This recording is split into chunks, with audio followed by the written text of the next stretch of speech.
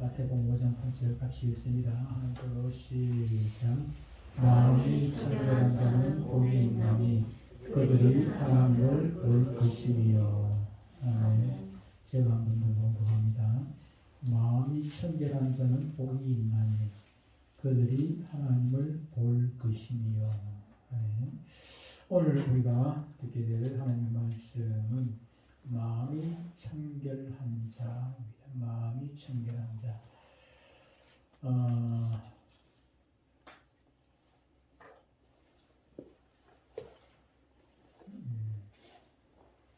시를 좀 하나 보도록 하겠습니다. 두 편인데 전문 시인이 아니고 아마추어 시인의 시인데 제가 한번 천천히 읽어보도록 하겠습니다.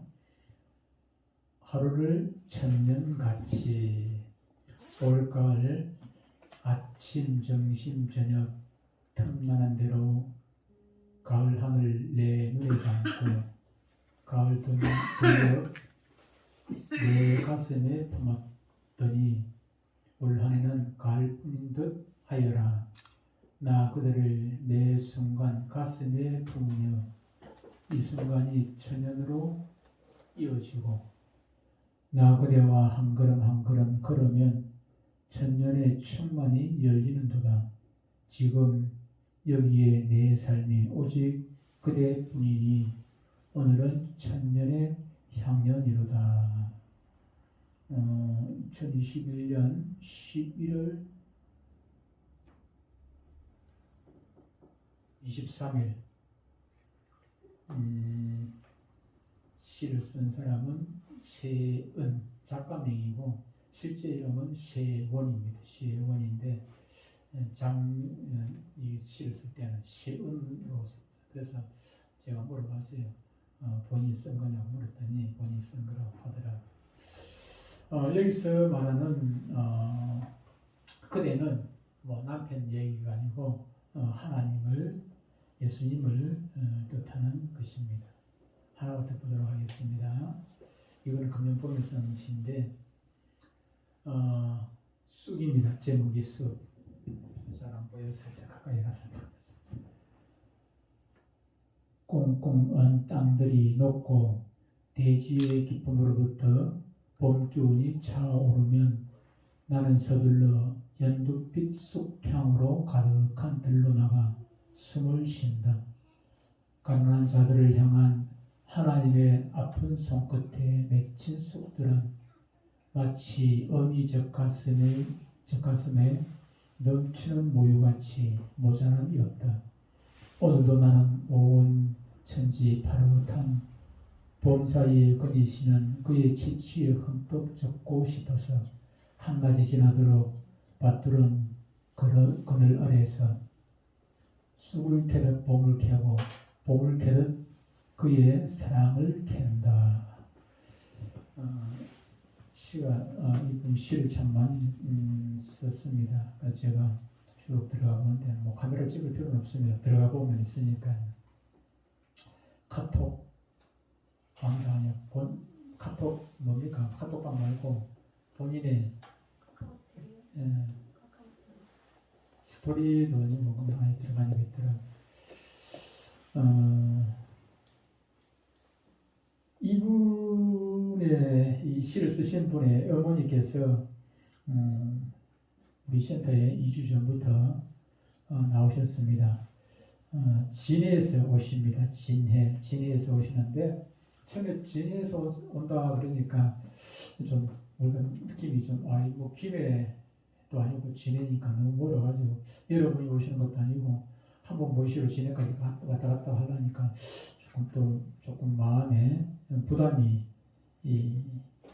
있기도 했습니다. 하지만 실제로 가보니까 우리 센터에서 가보니까 거기 하나만 넘어가면 되는데 거기 하나 넘어가면 장위에서 거기 하나 넘어가면 진해잖아요. 내가 가보니까 길이 너무 좋아가지고 한 15분이면은 갈 수 있게 가지더라고요. 15분이면 충분해요. 15분이면 도착하고 또 오는 길도 15분. 오히려 뭐 장유 시내에서 시간이 한 절반 정도 소요되지 장유 시내가 빨리 나가버리면 가는 길은 금방 한 7, 8분이면 한 7분이면 그냥 가집니다.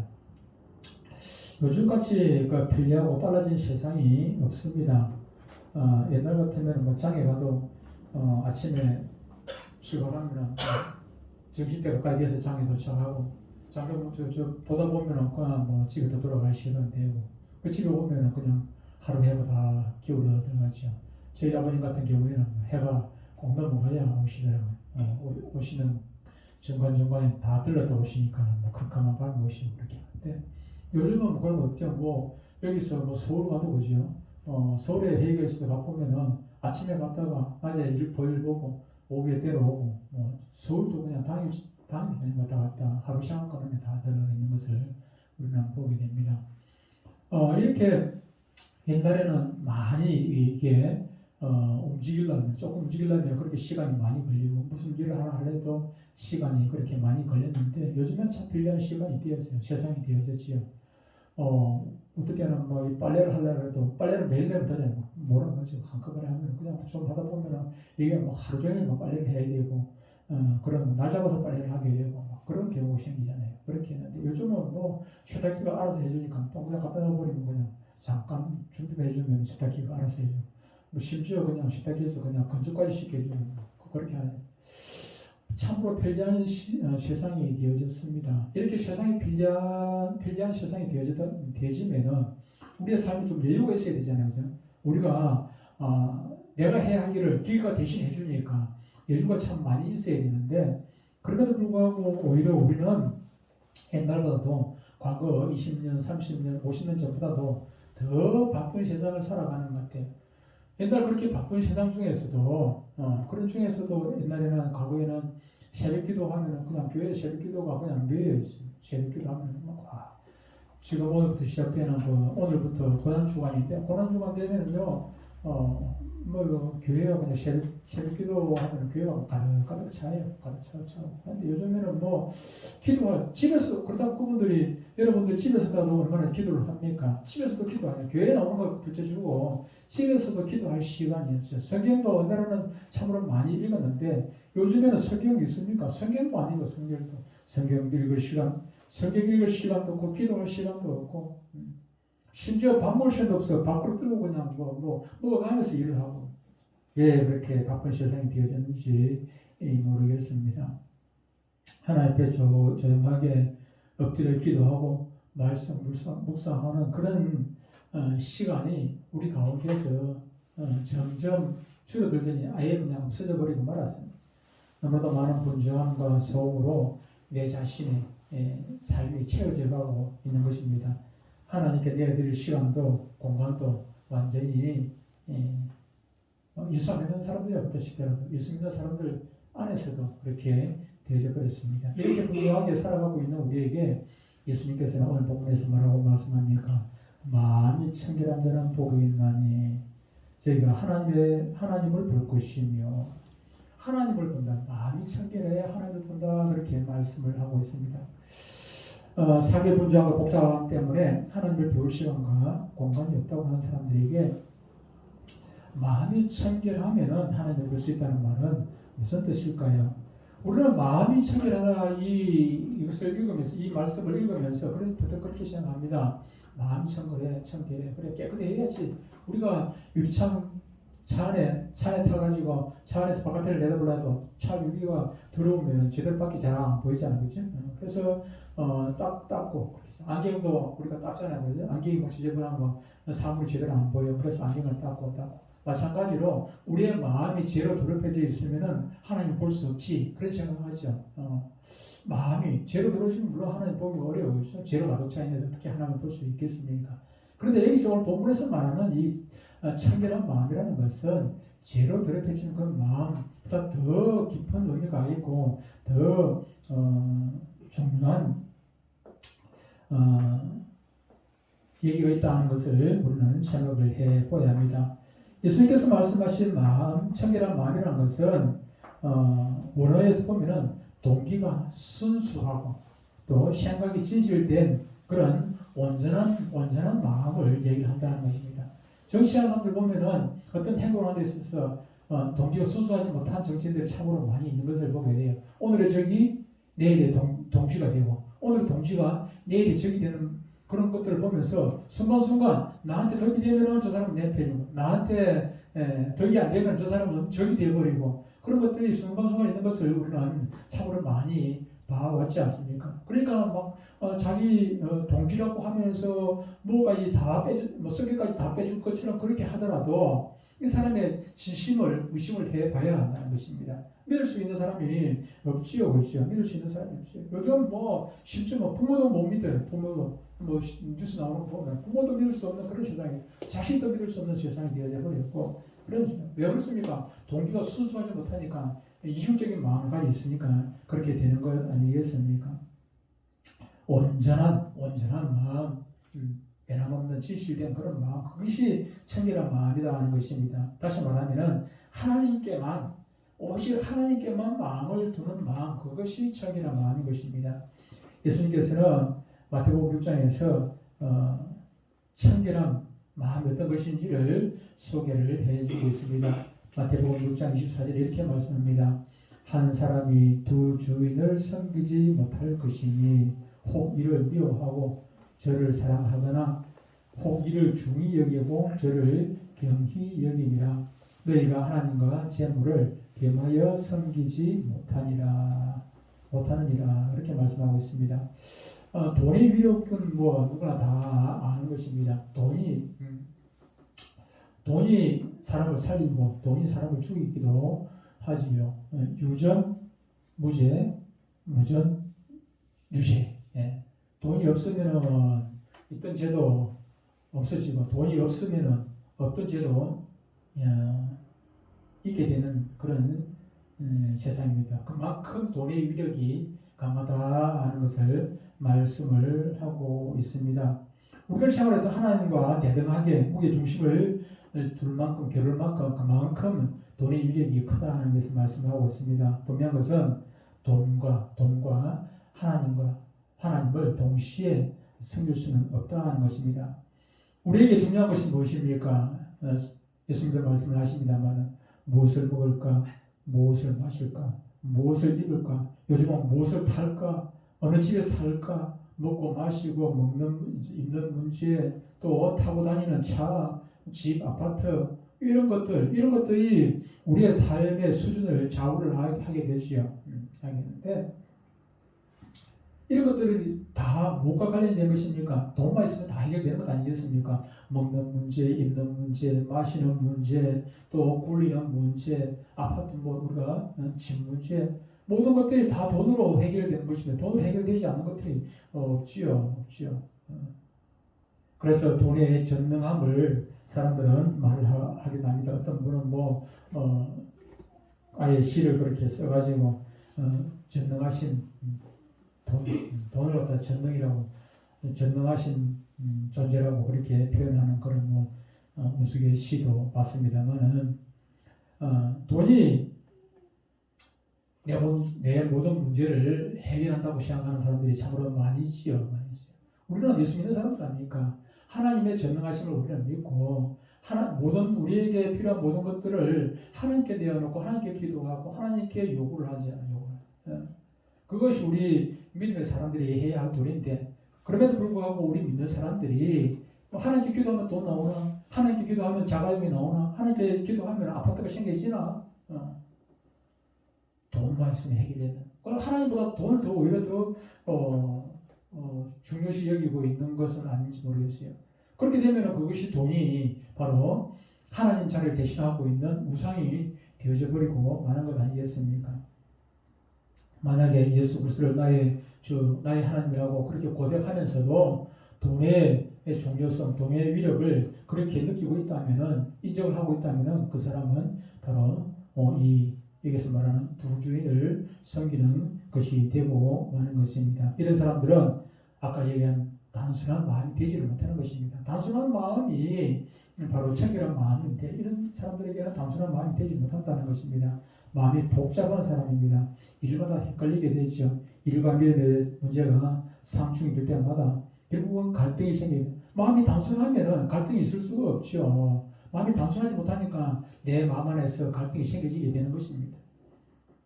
예를 들어 가지고 뭐 인수위원회 있는데 만약에 모든 것들이 그냥 하나로 되어지면은 뭐 윤석열 최종 결재가 그냥 당선자에게 결재가 내려오게 이렇게 막 일사불란하게 그렇게 되죠. 그죠? 근데 그때 뭐 복잡할 게 없어요. 그죠? 복잡할 게 없어요. 복잡할 게 없는데 그 안에 주인이 두 사람 되어져 버리면은 전에 그 대통령 선거하기 전에 그 국민의힘에 갈등이 심했죠. 갈등이 심했어요. 그죠? 당 대표하고도 갈등이 생겨지고 또 그 대책위원장 무슨 대책이 그것도 김종인하고도 갈등이 생겨지고 왜 갈등이 생겨집니까? 주인이 여럿이 되다 보니까 갈등이 생겨지는 주인이 여럿이 제가 개척해놓고 몇 년 동안 참 힘들었습니다. 몇 년 동안 참 막 힘이 들고 갈등이 생겨지고 막 고민도 많이 되고 개척해놓고 저도 제대로 안 되지고 우리 식구끼리 앉아서 예배를 드리고 그러니까 얼마나 막 갈등이 되어졌는지 몰라요. 주일학교 아이들은 그때도 지금보다 지금하고 비교할 수 없을 정도로 많이 보이고 있는데도 그럼에도 불구하고 막 그렇게 갈등이 생겨졌어요. 그러다가 어느 날 제가 깨달은 게 있어요. 제가 과거에 부교육자 시절에 하나로교에 있을 때 그때는 제가 스트레스 받을 이유가 없었어요. 뭐 교회에 헌금이 많이 들어오든 저렇게도 헌금이 얼마나 들어오는지 별로 관심도 없었어요. 모든 문제는 담임 목사님께 제가 결제받으면 되니까 담임 목사님이 하라 하면 하고 하지 말하면 안 하고 그러면 돼요. 그때 뭐 엄청난 그 교회 안에 문제가 있었지 않습니까? 쇠선 문제로 말미암아서 막 장로님들이 대부분의 장로님들이 하고 장로님들뿐만 아니고 뭐 안수집사하고 중직자들이 거의 한 60명여 명이 그냥 나갔단 말이에요. 60여 명이 나갔어요. 장로님 7분 중에 6명이 나가버렸어요. 한 명만 남고 그런 상황이. 그럼에도 불구하고 제가 막 스트레스 받았습니까? 스트레스 별로 받지도 않았어요. 제가 영원히 국에 하늘교회 제가 부교육자에 있을 것도 아니고 제가 담임 목사도 아니고 제일 중요한 것은 제가 담임이 아니었기 때문에 제가 만약에 담임 목사였더라면 제가 얼마나 스트레스 받았겠습니까? 힘들었겠죠. 그래서 제가 그걸 깨달은 거죠. 애동교회의 주인은 내가 아니지. 하나님께서 애동교회의 주인이시고 나는 신부름꾼이야. 저도 또 제가 영원히 애동교회 다니겠습니까? 저도 은퇴해야 그 생각을 하니까 그때부터 단순해지더라고요. 많이 편해져요. 빈자리가 있어도 이거 뭐 이게 내 교회도 아닌데 나는 월급쟁이. 하나님께서 사람들 신이 내려가는데 그리고 하나님께 보고하고 단순해야 된다는 것입니다. 그러면 단순해지면 하나님을 만난다 하시는 것입니다. 단순한 사람은 헷갈리지 않습니다. 예나 지금이나 오직 하나님을 바라보는 단순한 믿음의 마음을 가지 못하고 살아가는 사람들이 참으로 많이 있습니다. 있습니다 하면서도 단순하지 못한 사람들이 너무나 많이 있다는 것입니다. 과거에 이스라엘 사람들이 그러했지요. 이스라엘 사람들이 출애굽하면서 그들의 마음이 단순하지 못했어요. 출애굽할 때 애국에서 나올 때 그들이 전쟁해가지고 싸워가지고 고민하고 막 이래가지고 나온 것입니까? 절대로 그렇지 않습니다. 그들은 손 하나 까딱 한 거 없어요. 그냥 자기 발로 걸어 나왔지요. 어떻게 해요? 하나님께서 다 해주신 건 아니겠습니까? 10가지 제약을 내리는데 그들이 다 눈으로 보고 체험을 했지요. 애국에 있는 모든 물들이 나이가 필요해가지고 모든 물들이 그냥 피로 변하는 그런 체험을 자기들 눈으로 했고 개구리가 막 그냥 바로 임금에 막 바싹까지 기어올라가는 그런 것들 체험을 했고 그래도 뭐 자기들은 그런 개구리가 꿈에도 안 했죠. 그냥 자기들 집안에.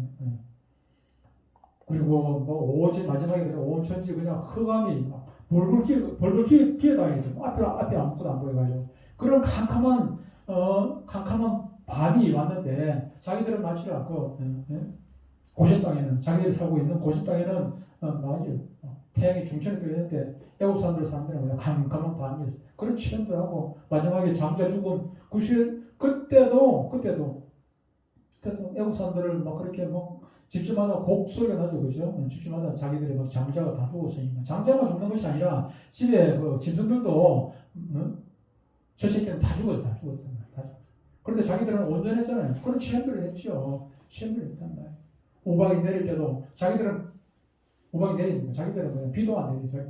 근데 이쪽에는 우박이 내려가지고 엉망진창이 돼가지고 그런 체험들을 자기들 눈으로 목격하고 체험을 했어요. 또 바깥에 애국에서 탈출하고 나와가지고 나오자마자 얼마 안 돼가지고 홍해 바다를 건너는데 그런 체험이 어디 있습니까? 홍해바다를 육지처럼 그리고 걷는 체험이 어디 있습니까? 그런 체험도 하고 또뭐 목마를 할 때 바위 같은 데 가지고 뭐 샘물이 나오고 물이 쓰다 하니까 단물로 변해지기도 하고 배고파서 하니까 만나를 하나님께서 내려주시기도 하고 고기 먹고 싶다니까 메추라기를 주시기도 하고 오만 체험. 낮에는 구름 기둥, 밤에 덥다 하니까 낮에는 구름 기둥으로 시원하게 해주고 밤에 춥다 하니까 북 기둥 주셔가지고 따뜻하게 해주고 뭐 그런 체험을 누가 하겠습니까? 누가 하겠습니까? 어느 나라가 하겠습니까? 그런 체험 그들이 했단 말이에요.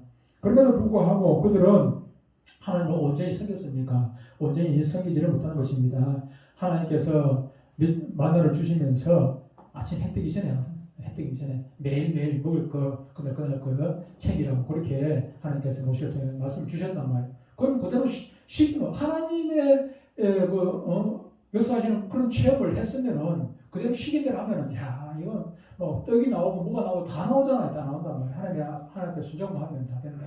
근데 그대로 순종을 했습니까? 그들이 순종을 하지 않았죠, 그렇죠? 아니 뭐 매일매일 가는 것도 귀찮아요. 그냥 이틀에 한 번씩 가고 3일에 한 번씩 가고 그러면 배나고 좋겠다.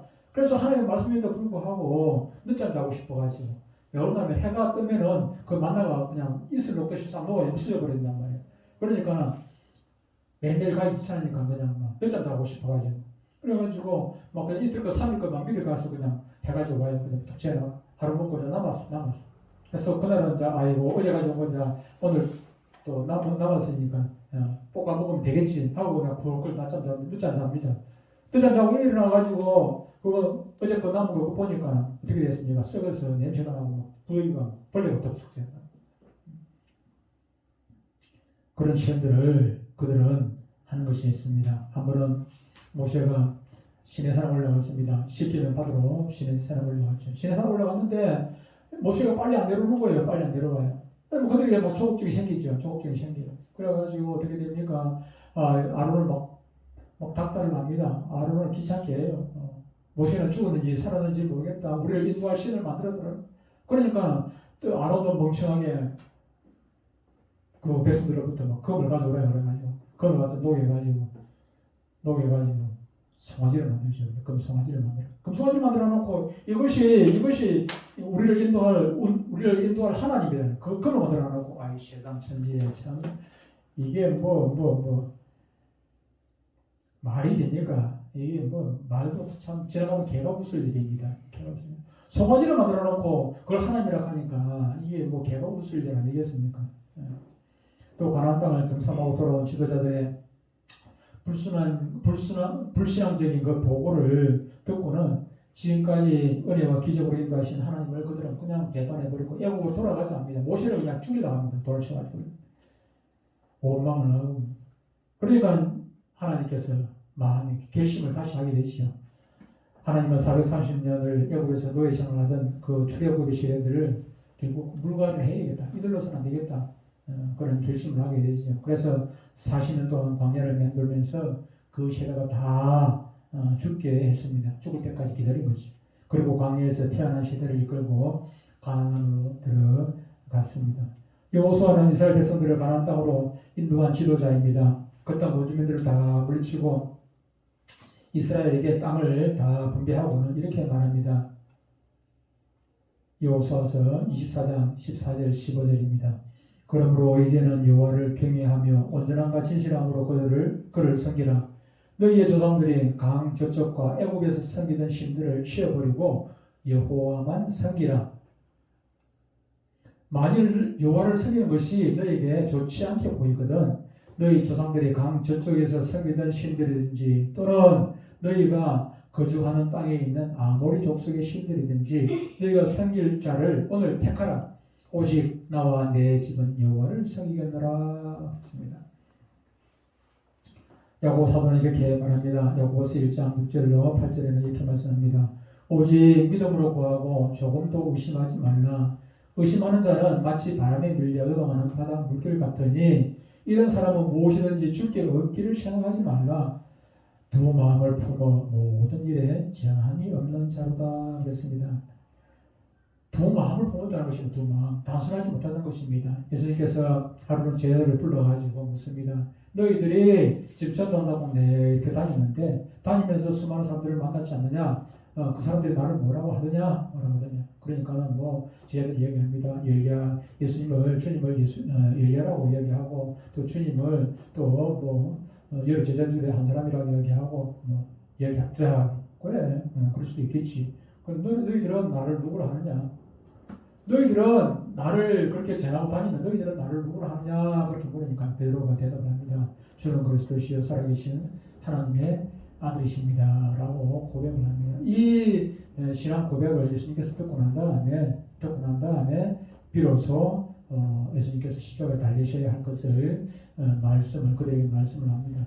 베드로가 그래서 좀 전에 그렇게 고백해 놓고 난 다음에 막이라는 소리를 듣습니다만은 당신께서 십자가에서 돌아가실 것을 결심을 하십니다. 정말 중요한 것은 우리가 진정으로 예수님을 그리스도로 고백하는 그런 믿음입니다. 히브리서 12장 2절에 이렇게 말씀합니다.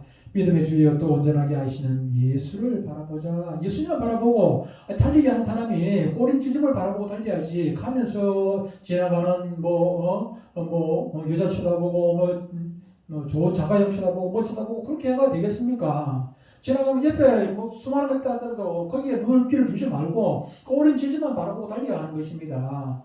꼬린 지점 표대. 우리 예수님이 우리의 표대잖아. 우리 달리는 그 표대가 예수님입니다. 예수님을 바라보고 달려야 되는데 다른 데 관심을 두게 되면은 달리기 하는 사람이 마라톤 하는 사람이 옷을 많이 입고 달리니까 시계 차고 시계는 찰 수도 있습니다. 시간 봐야 되니까 반지 끼고 하고 막 그냥 메고 갑니까? 될 수 있으면 간편하게 달리는데 지장이 되는 것은 다 내버리고 간단하게. 마찬가지로 저와 여러분들이 달리는 다른 바퀴를 하고 있지 않습니까? 저와 여러분은 지금 예수님을 향해서 달려가고 있는 사람들입니다. 그런데 복잡한 거 하면 안 돼요. 단순해야죠. 하나님은 예수 안에서 영원한 언약을 하셨습니다. 내가 세상 끝날까지 너희가 항상 함께 있겠다. 그렇게 말씀해요. 예수님의 약속입니다. 예수님께서 승천하시기 전에 내가 너희와 영원히 항상 함께 하겠다. 그렇게 말씀하시고 난 다음에 50절 성령께서 임하시고 그 예수님께서 그 약속을 이루어 주셨습니다. 성령께서 저와 여러분 심령 가운데 예수님께서 성령을 통해 가지고 저와 여러분 가운데 함께 언제까지 어디든지 함께 하시겠다고 약속하신 대로 그대로 지금 실천이 되어졌어요. 그 약속을 예수님께서 지켜주셨다는 것입니다. 그럼에도 불구하고 우리는 많은 시간 우리 속에 함께 하시는 주님을 망각하고 살아갑니다. 내 안에 주님 계시는데 내 안에 주님 계신 것을 잊어버리고 살아간단 말이죠. 내 안에 주님 계시는데 저한테만 있는 거 아니고 여러분 모두에게 여러분 신령 가운데 주님이 함께 하십니다. 여러분이 잠잘 때도 주무실 때도 여러분이 잠자고 있을 때도 예수님은 성령이 여러분 가운데 함께 있습니다. 그럼에도 불구하고 여러분들은 예수님께 뭘 물어봅니까? 내 안에 멀리 있는 게 아니고 내 안에 예수님이 계시는데 무슨 일을 하든지 예수님께 물어볼 수 있잖아요. 얼마든지 내 안에 있으니까 멀리 있는 분이 아닌데 그럼에도 불구하고 여러분들은 고민하고 괴로워하고 한마디 물어보지도 않고 여러분 마음대로 결정하잖아요. 마음대로. 그래서 실패하고 넘어지는 많은 고통을 당하고 인간관계의 그 복잡한 일들을 경험하면서 우리의 생각은 참으로 복잡해집니다. 우리의 삶은 참 피곤합니다. 지쳐 있습니다. 어떤 때는 말하기조차도 싫을 때가 있습니다. 다 그만두고 싶은 그런 충동을 느낄 때가 우리 가운데 있습니다. 그럴 때 어떡합니까? 다 내려놓고 주님께 무릎 꿇는 시간이 우리 가운데 필요한 것입니다. 지난주에 얘기했습니다. 우리 센터에 어떤 사람 마음 빈다고 명상한다고 마음 비운다고 아닙니다. 마음 비우면 안 됩니다. 예수님이 계시는데 무슨 마음을 비워요? 예수님까지 내가 쫓을 겁니까? 예수님은 우리 가운데 마음을 비운다는 얘기는 예수님께 모든 걸 맡긴다는 얘기입니다. 심령이 가난하다. 마태복음 5장에서 산상복음에서 팔복에서 말씀하시는 것은 무엇입니까? 가난하다는 나를 비우는 것입니다. 나를 비우는 것이지 완전히 명상해가지고 그냥 빈 공간, 빈 그릇을 만들어 놓은 것은 아닙니다. 빈 그릇은 없습니다. 거기에 공기가 들어오든지 물을 비우면 거기 공기가 들어오게 되어 있어요. 마찬가지예요. 우리의 마음도 그냥 텅텅 비워버리면 마귀가 들어오든지 예수님이 들어오든지 둘 중에 하나지.